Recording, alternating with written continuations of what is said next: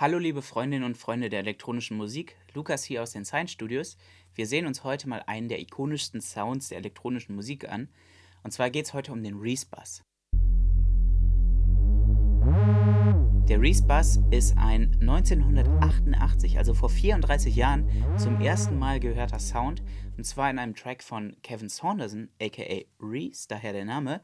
Der Track hieß Just Another Chance. Und da hört man im Intro, ja, solo einen Reese Bass als Basspad.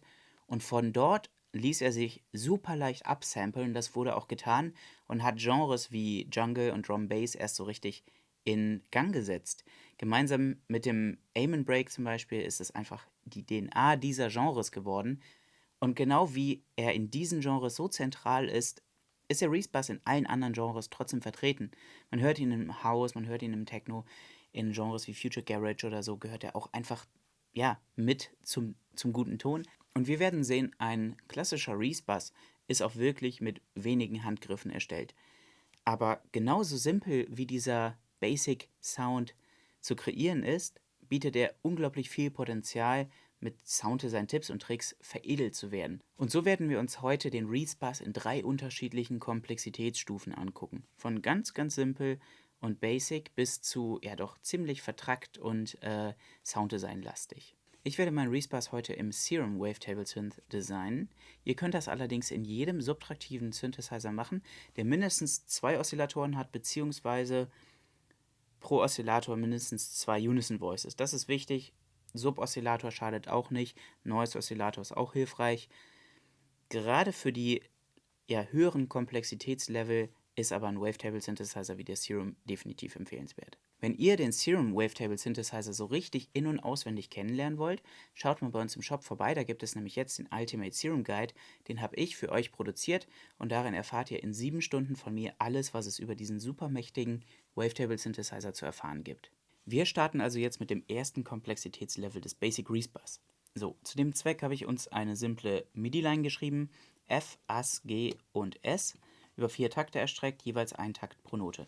Ganz wichtig hierbei ist, dass wir die Noten so lang ziehen, dass sie sich überlappen. Das ist entscheidend für einen Reese Bass. Wir gehen jetzt in Serum rein, wir haben einfach einen Init-Patch und nebenan noch den Ozone Imager. Da können wir uns im Vectorscope nämlich die Stereobreite ansehen. Ist wichtig, dass so ein Basssound wie der Reese Bass immer monokompatibel bleibt. Wir nehmen einen Suboszillator, den Filter und unter Voicing stellen wir das Ganze auf Mono, Legato und eine Portamento-Zeit von knapp 170 Millisekunden. Dann nehmen wir bei dem Oszillator A 2 Unison Voices und ein Detuning von 0,17. Wir schicken den Sub und den Oszillator durch den Filter, nehmen die Resonance runter und setzen den Filter so bei ca. 2000 Hertz an. Jetzt haben wir schon die Grundeinstellung für unseren Reese Bass mit den MIDI-Noten, die haben wir gesehen und wir hören uns das Ganze mal an.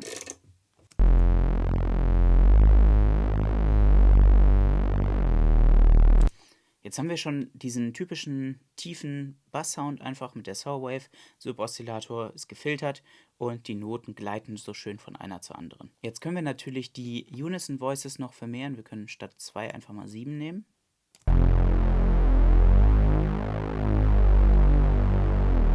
Jetzt sehen wir aber hier unten schon, dass das Ganze dann ultra breit wird und wir kriegen Probleme mit der Monokompatibilität. Das wollen wir natürlich nicht bei einem Basssound. Und ja, deswegen, man kann das machen. Vielleicht bietet es sich dann an, das Ganze eine Oktave höher zu machen.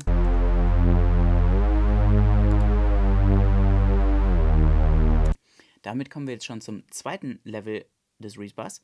Und zwar schränken wir die Mono- bzw. Stereobreite ein, nehmen wieder 2 Unison Voices und gehen hier über die Global Page und haben hier Stereobreite für unsere Oszillatoren und setzen die jetzt einfach mal auf 0. Der Sub-Oszillator ist sowieso Mono, das passt ganz gut. Jetzt haben wir den Oszillator eine Oktave über dem Sub.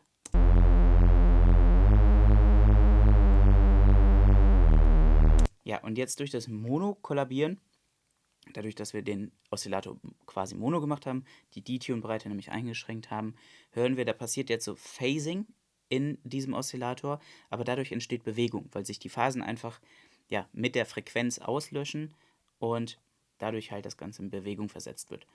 Die Phase des Oszillators setzen wir außerdem hier auf 0 Grad und Random behalten wir so bei ca. 10 bis 15%.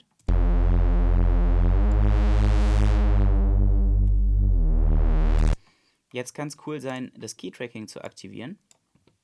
Und zu dem Zweck können wir außerdem Node hinzunehmen. Das macht im Prinzip dasselbe wie Key-Tracking, aber das Key-Tracking,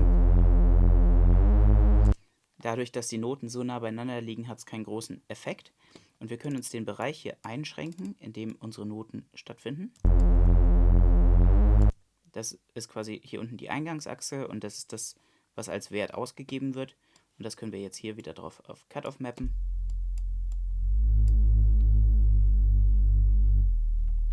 Jetzt hören wir so ein bisschen, okay, der Filter öffnet sich und schließt sich, je höher bzw. tiefer die Noten sind. Und diesen Effekt wollen wir noch verstärken. Zu dem Zweck gehen wir in die MIDI-Noten rein und setzen jetzt am Ende eines Abschnitts, also zum Beispiel am Ende der ersten beiden und letzten beiden Takte, jeweils immer eine Note oktaviert nach oben. Und damit bekommen wir diese Oktavsprünge, die für einen Respass tatsächlich ziemlich typisch sind. Wir können außerdem hier noch eine Zwischennote einsetzen, vielleicht das G hier. Hören uns das jetzt mal an.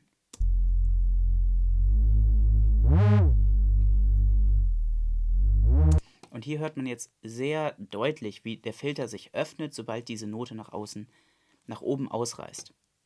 Auch hier können wir die Note vielleicht etwas verlängern, damit dieser Effekt etwas stärker wird. Und das passiert jetzt eben über den Node, also die Eingangsnote, die quasi als Modulator dient und in dem Fall unseren Filter-Cutoff öffnet. Wir setzen den Basiswert aber was höher und schränken die Modulation noch was ein.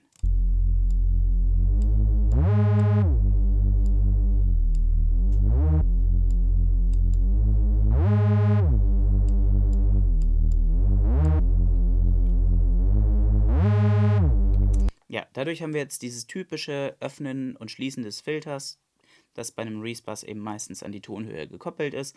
Die Bewegung in dem Sound wird deutlich, dadurch, dass eben das Unison auf Mono kollabiert ist. Und eigentlich haben wir jetzt die Essenz eines typischen Respasses erreicht. Wir können noch das Noise hinzunehmen über den Noise-Oszillator mit Bright White, also einfaches White Noise. Das können wir so belassen und nehmen hinzu Envelope 2. Die mappen wir auf den Filter-Cutoff wiederum. Und das dient jetzt dazu, dass wir dem Sound so einen Akzent hinzufügen können, nämlich der immer am Notenanfang beginnt. Wir haben allerdings nur einen einzigen Notenanfang in dieser ganzen Sequenz, denn nur die F-Note hier unten, die erste Note, wird tatsächlich getriggert. Alle anderen gehen durch diese Überlappung und dieses Monolegato ineinander über und der Akzent bleibt halt quasi hier auf dem Beginn des ersten Taktes. Das heißt, auch diese Envelope wird nur ein einziges Mal getriggert. Wir fügen auch Envelope 1 noch längere Attack hinzu, eine Release-Zeit, die auch ungefähr diesen 170 Millisekunden entspricht, die wir hier auch bei Portamento Time gewählt haben. Das entspricht nämlich genau einer Achtelnote bei unserem Tempo von 172 BPM.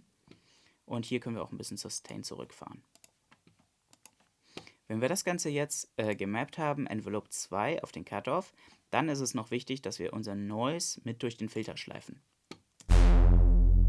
Und jetzt hört man, okay, wir haben auf dem Beginn der ersten Note diesen Akzent, wo sich der Filter erst schließt, also der Filter ist erst auf, geht dann runter und dadurch kommt etwas von diesem Noise durch. Das heißt, wir haben nicht mehr diesen reinen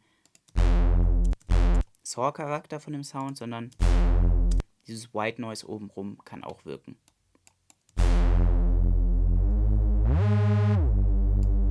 Und dieses White Noise kommt eben auch mit durch, wenn der Filter sich öffnet, durch die höher gespielten Noten.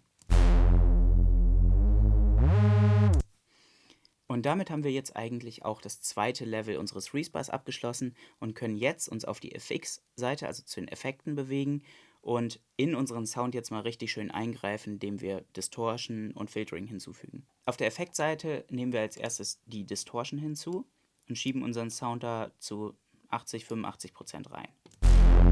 Jetzt müssen wir natürlich den Gain etwas gegenpegeln, weil das Ganze lauter geworden ist.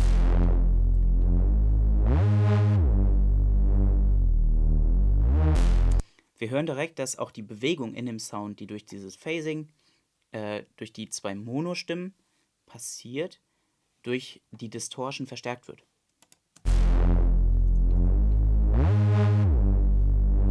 Wir können das Ganze noch weiter verstärken, indem wir Drive hinzufügen über einen Filter.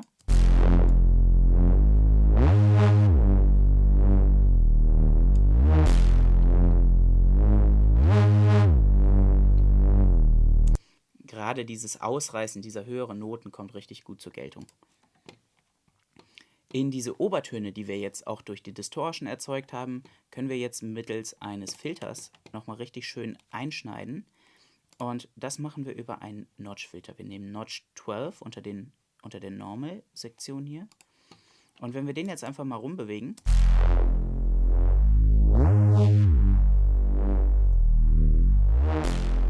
hören wir schon, okay, da kommt auch wieder Bewegung rein. Da kommt einfach eine Modulation in den Sound und wir bekommen vor allem diesen typischen Neuro-Reese-Charakter, den man so im Drum Bass und so vor allem hört. Und das Ganze wollen wir natürlich jetzt nicht statisch an einer Stelle haben. Das ist einfach ein bisschen langweilig, sondern wir nehmen uns ein Filter-Shape, lassen den auf Off hier. Also das heißt, das Ganze ist einfach temposynchronisiert, wird aber nicht durch die MIDI-Noten getriggert. Stellen das Ganze auf 4 Takte, haben also unsere Sequenz komplett abgedeckt. Und wir zeichnen jetzt eine random LFO-Shape eigentlich ein. Die muss nicht großartig überlegt sein, aber können wir einfach ein bisschen herumprobieren, auch was sich gut anhört. Und die mappen wir jetzt eben auf den Cut-Off, machen den bidirektional mit der Tastenkombination Shift und Option bzw. Shift und Alt bei Windows. Wenn wir das gedrückt halten und das anklicken, dann wechselt der von unidirektional auf bidirektional.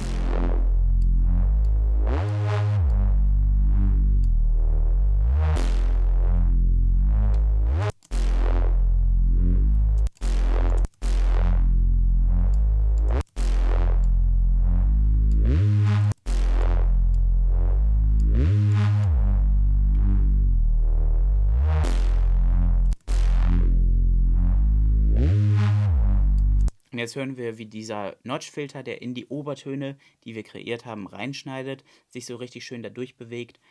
Und hier eignet sich meistens ein guter so Basispunkt zwischen 300 und 400 Hertz.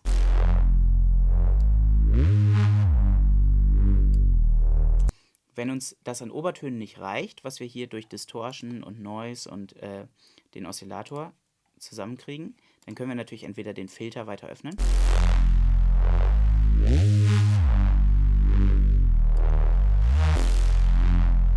Aber wir können auch den Kompressor einsetzen. Und zwar setzen wir den vor den Filter nach Distortion und aktivieren Multibind.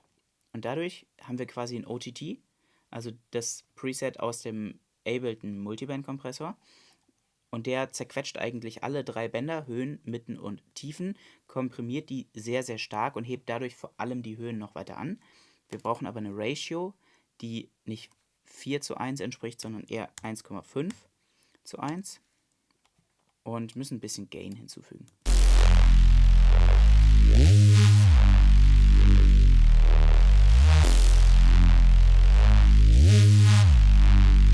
Natürlich kriegen wir jetzt super viele Obertöne hervorgeholt, weil der wirklich alle Frequenzbänder gleichermaßen komprimiert.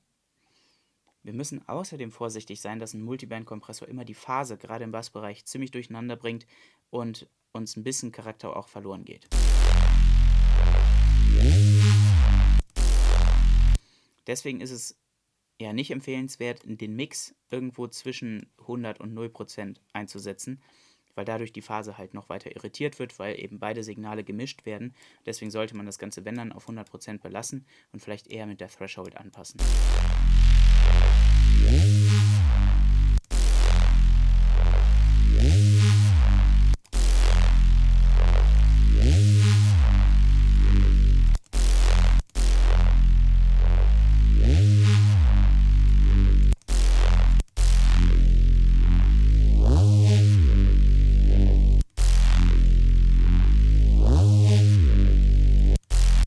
Den Effekt, den wir mit dem Notch-Filter hinbekommen, können wir außerdem mit dem EQ noch weiter verstärken.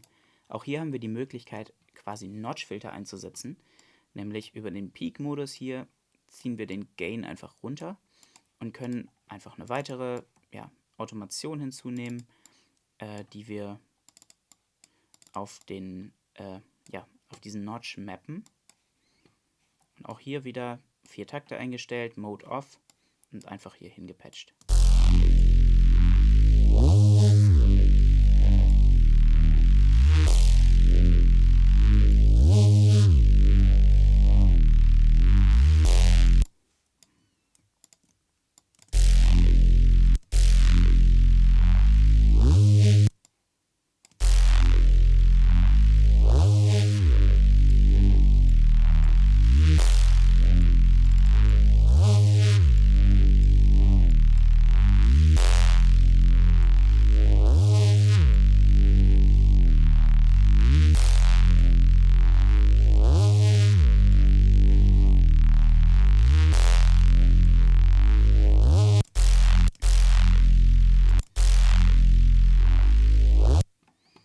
Und so haben wir jetzt eine Kette erstellt mit einem Sub-Oszillator, einem Saw-Oszillator, Noise, die alle durch den Filter gehen, moduliert durch unsere Envelope und die Tonhöhe, außerdem durch das Key-Tracking und dann bearbeitet werden durch die Distortion, schöne Tube-Verzerrung, die nochmal richtig schön die ganze Bewegung im Sound und die Obertöne hervorbringt. Dann das Ganze nochmal angehoben durch den Multiband-Kompressor und in diese Obertöne dann reingeschnitten mit dem Filter und dem Equalizer. Wir können das Ganze jetzt noch ein bisschen tweaken, bis wir einen Sound erreichen, der uns gefällt. Wir können noch einen Reverb hinzufügen, wobei es wichtig ist, hier den Low-Cut voll aufzudrehen, damit wir unsere Bässe nicht in den Reverb reinschicken.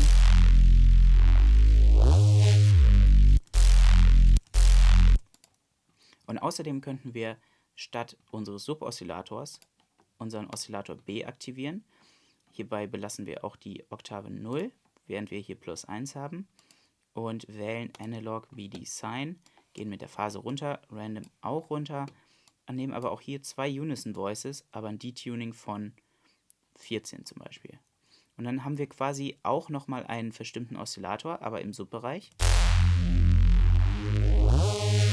Und das verstärkt einfach diese Bewegung wiederum, weil auch dieser Oszillator jetzt moduliert und nicht wie der einfach nur statisch ist.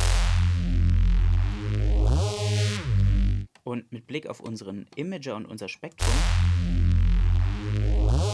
sollten wir hier jetzt einstellen, wie viel Bassanteil wir wollen, und das regeln wir über das Level hier.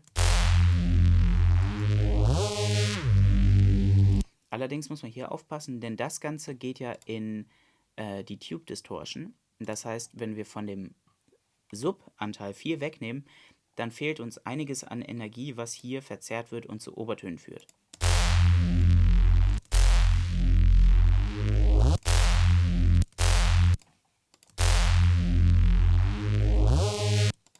Wichtig natürlich auch hier wieder, dass wir die Stereobreite eindämmen.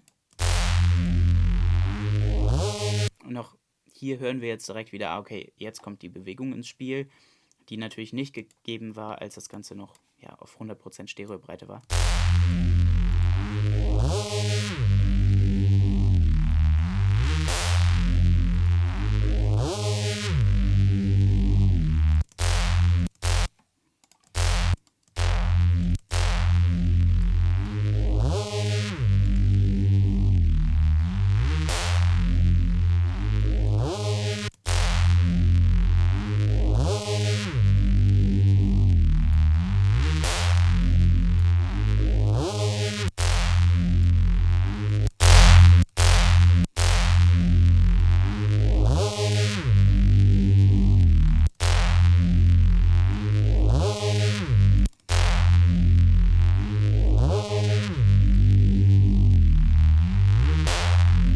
Das ist jetzt unser fertiger Reese-Bass.